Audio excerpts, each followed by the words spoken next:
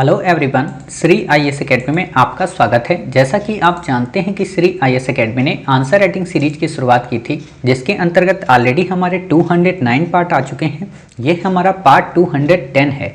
अपने इस पार्ट में हम देखेंगे कि आपके द्वारा हमारे टेलीग्राम चैनल पर किस प्रकार का प्रश्न भेजा गया, उसे आपने किस तरीके से लिखा और वास्तव में आपको उसे कैसे लिखना चाहिए था। तो चलिए शुरू करते हैं। जैसा कि आप देख रहे हैं, ये प्रश्न आपके द्वारा हमारे टेलीग्राम चैनल पर भेजा गया। तो सबसे पहले हम आपके इस प्रश्न को पढ़ेंगे, फिर आपके उत्तर को पढ़ेंगे और देखेंगे कि वास्तव में आपने इसे कैसे लिखा है और इसमें किन किन बिंदुओं को ऐड करने की आवश्यकता है।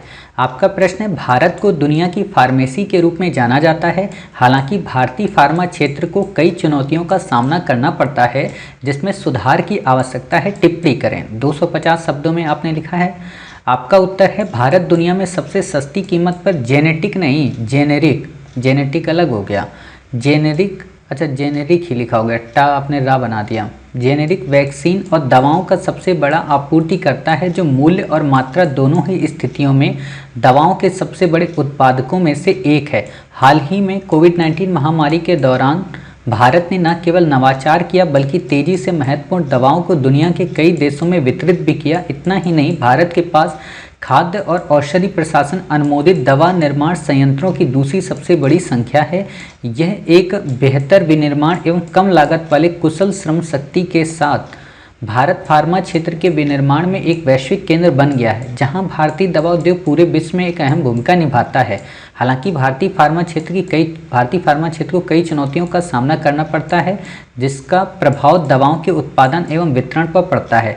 पेटेंट के अधिकार को लेकर चीन पर कच्चे माल की 70% से निर्भरता का होना, विनिर्माण क्षेत्र का सिकुड़ना, नकली दवाएं, मूल्य कैपिंग से सरकार को कंपनी व समाज का दबाव, उपरोक्त समस्याओं को देखते हुए इन पर हमें सुधार की आवश्यकता है। इसके लिए आत्मनिर्भर योजना एवं स्टार्टअप्स को बढ़ावा देने की आवश्यकता एवं साथ ही लाइसेंस नीति में उदार एवं कच्चे माल के लिए विकल्प योजना चाहिए। तभी वैश्विक बीमारी में बड़ी की मात्रा, बीमारी के दौर में ग्लोबल लीडर बनकर उभर सकता है। देखिए, आपने लिखा तो है, लेकिन ये जो पॉइंट है ना, इनको थोड़ा और अच्छे से एक्सप्लेन करिए, ठीक है।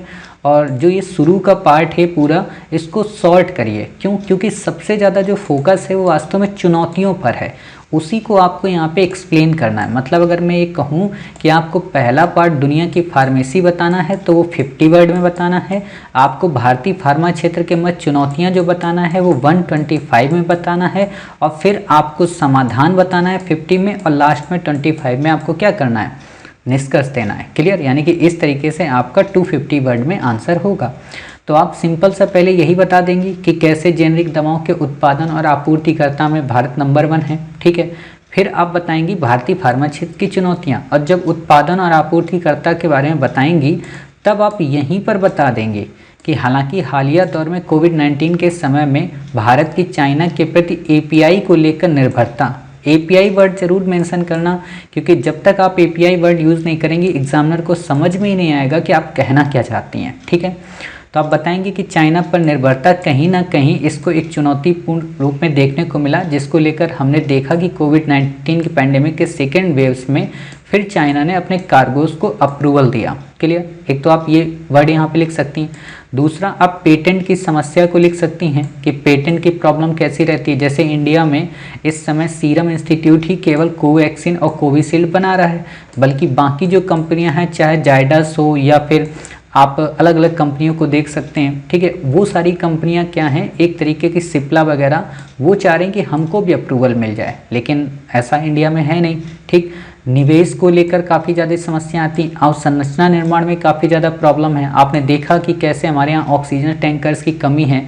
आपने ये भी देखा होगा कि किस तरीके से हमारे जो लोकल लेवल के हॉस्पिटल्स हैं गवर्नमेंट के, वहाँ पे कितनी जर्जर बिल्डिंगें हो गई हैं, कैसे हमारे यहाँ इक्विपमेंट्स नहीं है, वेंटिलेटर्स की कैसे कमी थी। ये सारी चीज़ें आप बता सकती हैं कि हम दवाओं में तो निर्भर हैं, बट अन्य जो हमारे पास संयंत्र हैं वो एक तरीके से काफ़ी कम मात्रा में। अब जब आप ये बता देंगे, तो आप बताएंगे सरकार ने क्या किया, तो आप सरकार के बारे में बताएंगे कि सरकार ने वेंटिलेटर्स को कोरोना वैक्सीन के बाद कैसे एक तरीके से स्टार्टअप्स और स्टैंड अप इंडिया के प्रोग्राम के तहत काफ़ी बड़ी मात्रा में उत्पादन की शुरुआत की, पीपीई किट को कैसे किस तरीके से हमने सबसे ज़्यादा बनाने की कोशिश की, मास्क को हमने कैसे सबसे ज़्यादा बनाया और आगे चलकर हमने तो डोनेट भी करना शुरू कर दिया।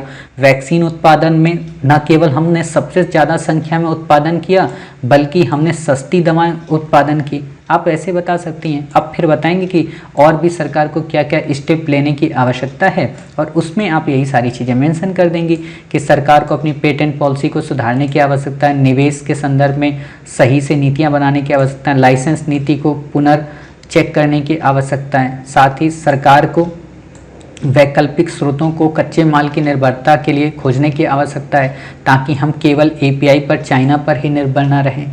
ये बातें आपको बतानी है, ठीक है। यानी कि आपको क्या करना है, इन बातों को एक्सप्लेन कर देना है थोड़ा सा। और जब आप एक्सप्लेन कर देंगे नकली दवाओं के लिए या जो ब्लैकमेलिंग जो होती है, जैसे आप देख रहे होंगे कि इस समय सबसे ज़्यादा कालाबाजारी हो रही है, चाहे वो ऑक्सीजन की हो या जो ऑक्सीजन कंसंट्रेटर होते हैं उसकी हो, ठीक है। तो आप ये सारी चीज़ें बता सकती हैं यहाँ पे।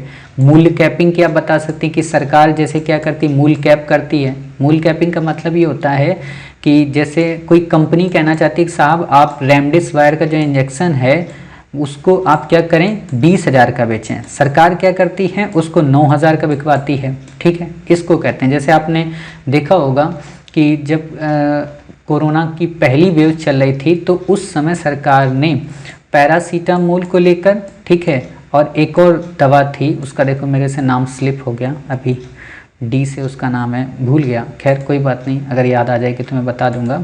हाँ, उसका नाम याद आया, उसका नाम है हाइड्रोक्सोक्लोरोक्विन, ठीक है, नाम से कंफ्यूज हो जाता है डी से, ठीक है। हाइड्रोक्सोक्लोरोक्विन के इंजेक्शंस को आपने देखा होगा कि जो जाइडस कंपनी बनाती कैडिला की, तो उसको एक तरीके से कहा गया कि आप इसके प्राइस को मॉनिटर करके रखिए, यानी कि आप इसका बाहर एक्सपोर्ट नहीं कर सकते क्योंकि इंडिया में कमी थी। तो ये सारी चीज़ें आप बता सकती हैं यहाँ पे, ठीक है। और बाकी आप आयुष्मान भारत योजना या आत्मनिर्भर भारत योजना, इनको लोकल से वोकल, इन सारी चीज़ों को मेंशन कर सकती हैं, ठीक है। उम्मीद है आप समझ गई होंगी कि आपको उत्तर इसमें कौन कौन सी बातों को ऐड करने की आवश्यकता है, ठीक है। मिलते हैं आप ही के द्वारा भेजे गए एक नए प्रश्न के साथ, तब तक अपना ख्याल रखिए और स्वस्थ रहिए।